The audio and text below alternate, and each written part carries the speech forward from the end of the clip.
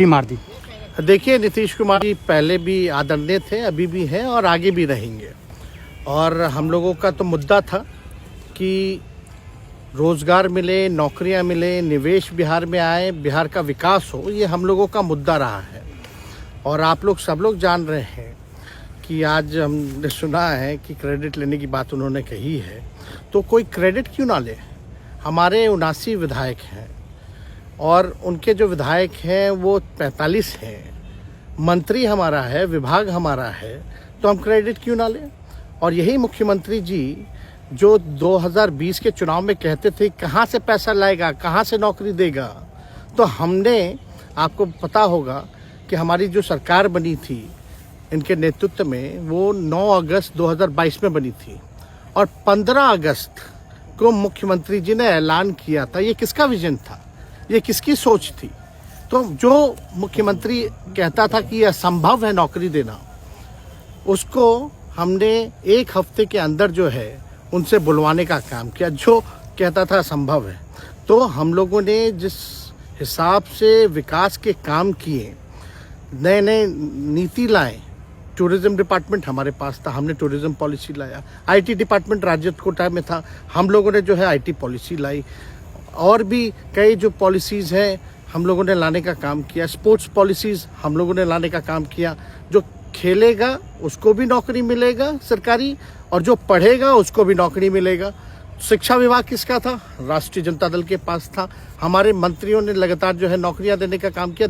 और ये 17 महीने में जो काम हुआ है, ऐतिहासिक काम हुआ है, जो आज तक पूरे देश में नहीं हुआ है।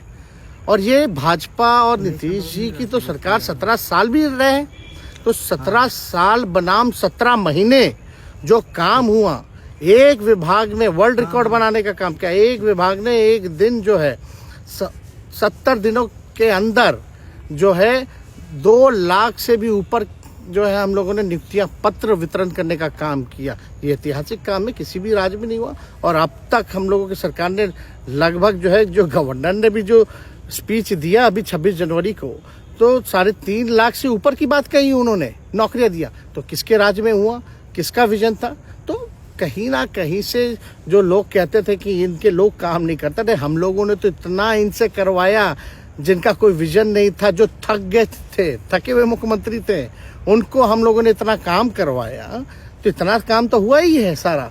और आप लोग सब लोग जानते हैं कि जो भी बातें ये कह रहे हैं इनको खुद भी नहीं पता। हालांकि हम कोई व्यक्तिगत टिप्पणी नहीं करना चाहते हैं और हम इतना अपने लोगों को आश्वस्त करते हैं कि ना हम में गुस्सा है, ना हम में नाराज़गी है। हम बड़े संयम रूप से हम लोगों ने गठबंधन धर्म का जो है पालन किया है और उसी हिसाब से हम लोग आगे जनता के बीच अपनी बातों को रखेंगे। लेकिन एक बात स्पष्ट रूप से मैं कह देना चाहता हूँ कि अभी खेल शुरू हुई है, अभी खेल बाकी है। और मैं जो कहता हूँ वो करता हूँ। और आप लिख के ले लीजिए, जनता दल यूनाइटेड जो पार्टी है 2024 में ही खत्म हो जाएगी, ये निश्चित रूप से लिख लीजिए। और अभी तो खेल शुरू हुआ है, खेल बाकी है। अभी इन लोग जो भी करें, लेकिन मेरा स्पष्ट रूप से मानना है कि जनता हमारे साथ है और हमारा साथ देगी। और हम तो भाजपा के लोगों को भी धन्यवाद देते हैं, शुभकामनाएं देते हैं। चलो, जनता दल यूनाइटेड को अपने साथ लिया। उन्होंने कहा कि आपने मजबूर कर दिया उनको। किस चीज की मजबूरी थी ऐसी, क्या तर्क देंगे? उनके साथ के सहयोगी पूछ रहे हैं, तर्क क्या देंगे? शिक्षा व्यवस्था में सुधार जो अब तक नहीं हो पाया था,